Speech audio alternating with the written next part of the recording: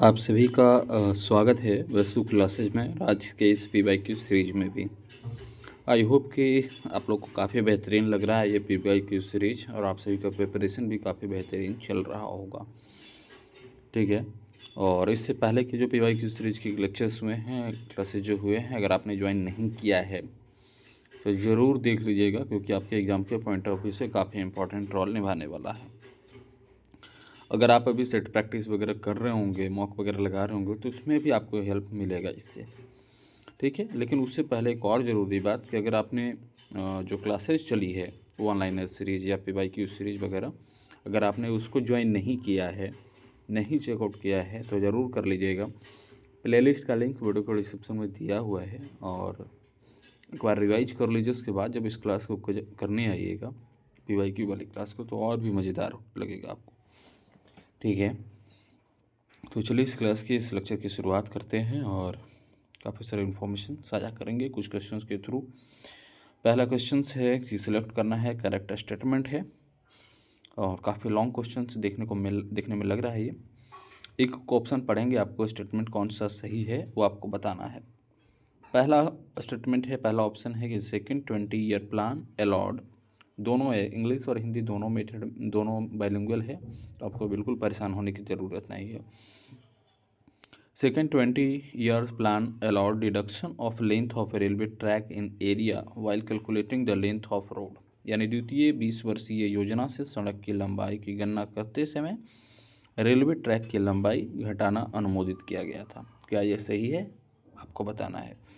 दूसरा ऑप्शन है कि second 20 year plan has provided 1600 kilometre of express way out of the proposed national highway. ठीक है, द्वितीय 20 वर्षीय योजना के ने 1600 किलोमीटर की एक्सप्रेसवे वे प्रस्तावित राष्ट्रीय हाईवे के द्वारा। क्या ये सही है? तीसरा ऑप्शन है कि Lucknow road plan formula take into account the towns with the very large population. Lucknow सड़क योजना सूत्र बड़ी आबादी के कस्बे को मानता है। क्या ये सही है? अगला ऑप्शन है कि Nagpur road plans has target road length of 32 kilometre पर 100 स्क्वायर किलोमीटर। तो चौथा ऑप्शन ये है कि नागपुर सड़क योजना जो है 32 किलोमीटर सड़क की लंबाई प्रति 100 यानी 100 वर्ग किलोमीटर का लक्ष्य मानता है। कौन सा ऑप्शन सही है ये आपको बताना है।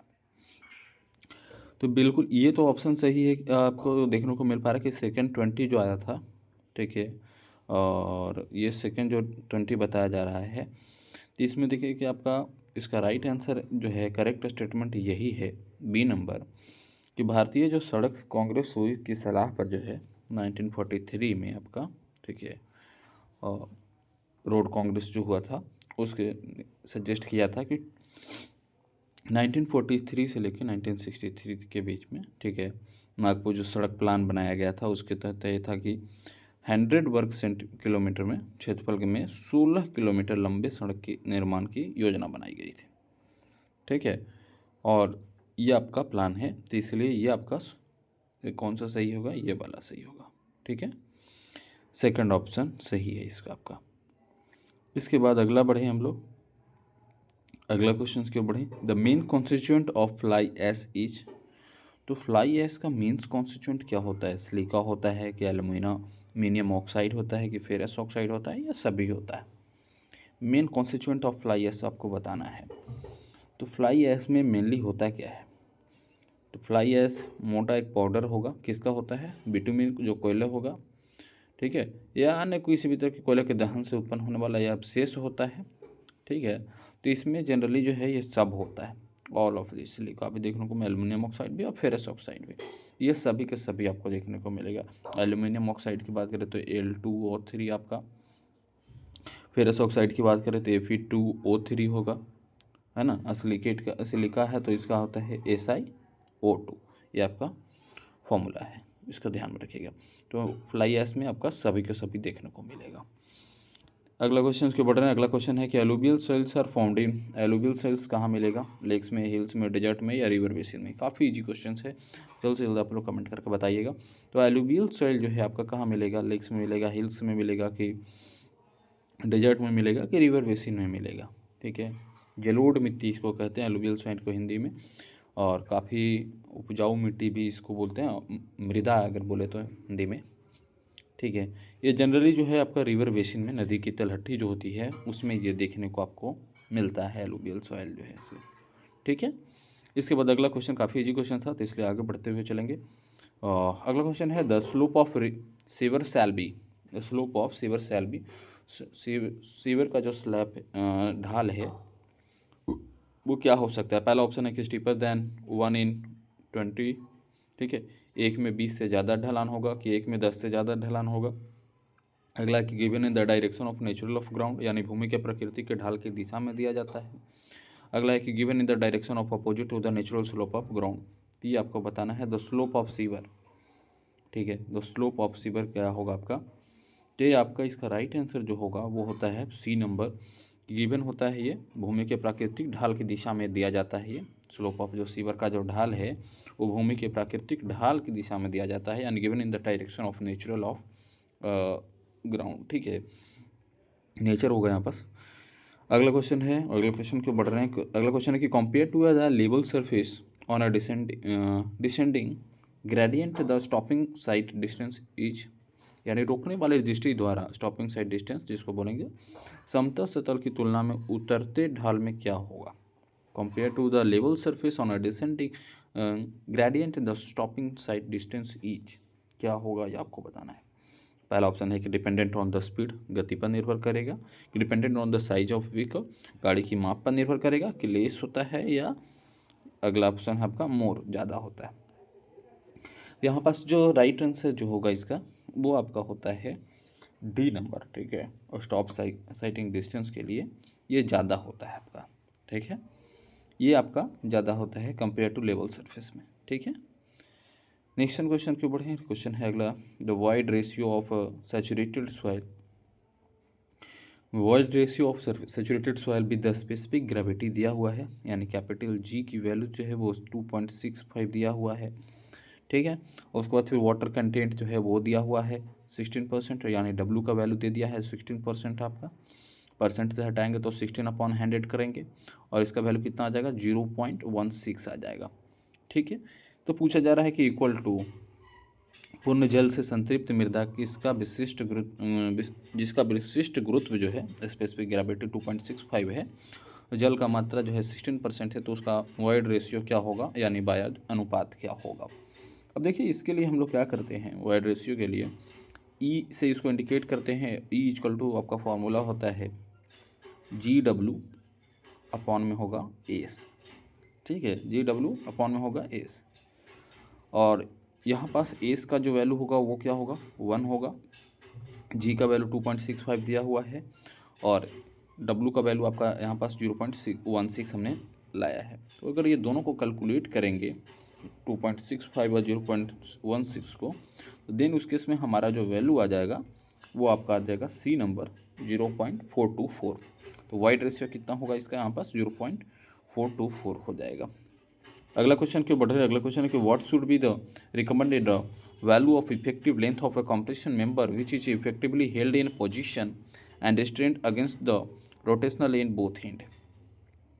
किसी कंप्रेशन मेंबर में जो, ठीक है, किसी कंप्रेशन में जो कि दोनों सिरों पर स्थान तथा चक्कर में विरुद्ध है कि प्रभावी की लंबाई का सिफारिश मान क्या होगा, यह आपको बताना है। कंप्रेशन में पूछा गया है, ठीक है, किसी कंप्रेशन मेंबर में जो कि दोनों सिरों पर स्थान चक्कर है यानी रोटेशन विरुद्ध में है, प्रभावी लंबाई मान क्या होगा ये आपको बताना है। इंग्लिश और हिंदी दोनों में आपका ये क्वेश्चन है। तो इसका जो राइट आंसर होगा वो आपका होगा 0.65L, ठीक है। दोनों सिरों पर अगर प्रभावी स्थिति में अवरुद्ध यानी विरोध जो होगा, घूर्णन के विपरीत प्रतिरोध होगा, देन उस केस में इसका जो वैल्यू होगा वो आपका 0.65L होगा, ठीक है। और एक सिरे पर जब घूर्णन होगा तो देन उस केस में आपका यह वैल्यू होता है 0.80L, ठीक है। और पूर्ण जो है घूर्णन होगा, पूर्ण रोटेशन जब होगा देन उस केस में उसका वैल्यू जो होता है 1 के बराबर होता है, ठीक है। तो यहाँ पास ये क्वेश्चन हो गया। अगला क्वेश्चन क्यों बढ़ रहे हैं, on a single lane road with the two traffic the minimum stopping sight distance is equal to, यानी एकल लेन सड़क पर दो तरफा यातायात होने पर न्यूनतम रोकने वाली दृष्टि दूरी किसके बराबर होती है ये आपको बताना है। पहला ऑप्शन है कि 3 टाइम्स द स्टॉपिंग डिस्टेंस, अगला क्वेश्चन है और अगला ऑप्शन है कि हाफ द स्टॉपिंग डिस्टेंस होना चाहिए, यह है कि 1/3 द स्टॉपिंग डिस्टेंस होना चाहिए, 2 टाइम्स द स्टॉपिंग डिस्टेंस होना चाहिए। ठीक है, क्वेश्चन वापस से देख लीजिए। On a single lane road with two traffic the minimum stoppage sight distance is equal to, तो ये आपका इसका जो राइट आंसर होगा वो आपका होगा D, 2 times the stopping distance होना चाहिए, रोकने वाली दूरी का दोगुना होना चाहिए। ठीक है, तो इस चीज़ को आपको ध्यान में रखना है।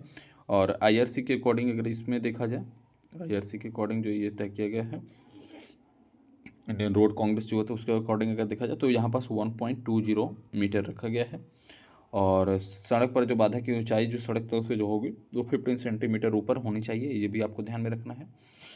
नेक्स्ट हम क्वेश्चन के बढ़ेंगे। The stopping sight distance depends upon, रोकने वाली दृष्टि दूरी जो है वो निर्भर करती है, किस पे निर्भर करती है आपको बताना है। ठीक है, तो निर्भर किस पे करती है, स्पीड ऑफ द व्हीकल पे, गाड़ी की गति पे, total reaction time of driver पे, इफिशिएंसी ऑफ ब्रेक पे, या ऑल ऑफ द एबव पे। रोकने वाली दृष्टि दूरी जो है वो किस पे निर्भर करेगी, तो देखिए रोकने वाली जो दूरी है वो आपको सभी पे निर्भर करेगी, है ना, कि गाड़ी का जो व्हीकल है उसका स्पीड क्या है, गाड़ी की गति क्या है, और चालक के कुल क्रिया समय क्या है, टोटल रिएक्शन टाइम क्या है ड्राइवर का, उस पर भी, और इफिशिएंसी ऑफ ब्रेक क्या है, ब्रेक की क्षमता क्या है, उस पर भी डिपेंड करेगा ये। तो इसलिए जो राइट आंसर क्या होगा इसका, कि स्टॉपिंग साइड डिस्टेंस डिपेंड करता है स्पीड ऑफ द व्हीकल पे भी, रिएक्शन टाइम पे भी, और इफिशिएंसी पे भी। ये सभी के सभी ऑप्शन सही है। अगला क्वेश्चन है कि the delta in irrigation engineering represent करता है, डेल्टा जो है इरिगेशन इंजीनियरिंग में रिप्रेजेंट क्या करेगा, depth of the water, area of irrigation water on land, और वॉल्यूम ऑफ वाटर, या नन ऑफ द एबव। बताइए जल्दी से आप लोग, डेल्टा क्या रिप्रेजेंट करता है, डेल्टा। ठीक है, depth of the water, area of irrigation on land, volume of water, या नॉन ऑफ द एबव। तो जो लोग क्लासेस कर रखे होंगे ना उनको बेहतरीन तरीके से मालूम होगा कि डेल्टा इन इरिगेशन इंजीनियरिंग जो है वो रिप्रेजेंट करता है डेप्थ ऑफ द वाटर। ठीक है, depth of the water represent करता है। ठीक है, डेल्टा ऐसे इंडिकेट करेंगे, ट्रायंगल जैसे शेप बनाएंगे, और 8.64 बी अपॉन में डी एक फॉर्मूला भी है जो आपने याद किया होगा डेल्टा के लिए। ठीक है, इसके बाद अगला क्वेश्चन की ओर पढ़ेंगे। अगला क्वेश्चन है the liquid and plastic limits of soil is 30% and 20% respectively. Plasticity index shall be, किसी मृदा की लिक्विडिटी एवं प्लास्टिक लिमिट क्रमशः जो है 30% और 20% है, तो इसका सुदृढ़ता सूचकांक, ठीक है, हिंदी में थोड़ा डिफिकल्ट होता है पढ़ना, प्लास्टिसिटी इंडेक्स क्या होगा ये आपको बताना है। अगर हम लोग यहाँ पास देखें, ठीक है ना, तो प्लास्टिक लिमिट का दिया हुआ है, और जिसको हम लोग कहेंगे यहाँ पास जो आपका प्लास्टिक इंडेक्स निकालना है, तो इसके लिए सिंपल होता है कि IP equal to WL minus में WP। ठीक है, यानी प्लास्टिक लिमिट है वो लिक्विड लिमिट जो है ये WL जिसको कहेंगे, और जो प्लास्टिक लिमिट है वो WP हो गया। तो इन दोनों को जो डिफरेंस आ जाएगा ना वही डायरेक्ट आंसर हो जाएगा, यानी 30 और 20 दोनों का डिफरेंस निकालिए तो आपका आ गया 10%। तो ये इसका राइट आंसर क्या होगा, 10% होगा। ये आपका प्लास्टिसिटी इंडेक्स का वैल्यू देगा। ठीक है, अगला क्वेश्चन के बढ़ेंगे। अगला क्वेश्चन है the 3 time value are use in, त्रिसमय मान का प्रयोग होता है। त्रिसमय मान का प्रयोग कहाँ होता है ये आपको बताना है, PERT में, बार चार्ट में, CPM में, या गैंट चार्ट में, आपको बताना है। PERT में या बार चार्ट या CPM में या गैंट चार्ट में त्रिसमय का मान का प्रयोग किया जाता है, बताइएगा आप लोग जल्द से जल्द। तो इसका जो राइट आंसर है ना वो आपका है ए नंबर, PERT में ही इसका उपयोग किया जाता है 3 टाइम वैल्यू का। ठीक है, PERT में। ठीक है, यहाँ तक आई होप कि कोई परेशानी आपको नहीं रही होगी। ठीक है, धीरे धीरे क्वेश्चंस बढ़ाएंगे भी, क्वेश्चंस का लेवल भी बढ़ेगा, नंबर ऑफ क्वेश्चंस भी बढ़ना शुरू होगा। विशेषतः कि आप लोग सपोर्ट बनाएं, लाइक शेयर करें, और प्लेलिस्ट का लिंक दिया हुआ है वीडियो को डिस्क्रिप्शन में ही। अगर आपने पहले की क्लासेस नहीं देखा है तो ज़रूर देखिएगा, कमेंट करके भी बताइएगा। फिलहाल इस सेशन में जुड़ने के लिए आप सभी का धन्यवाद। ठीक है, मिलते हैं फिर नेक्स्ट PYQ सेट के साथ कुछ क्वेश्चंस के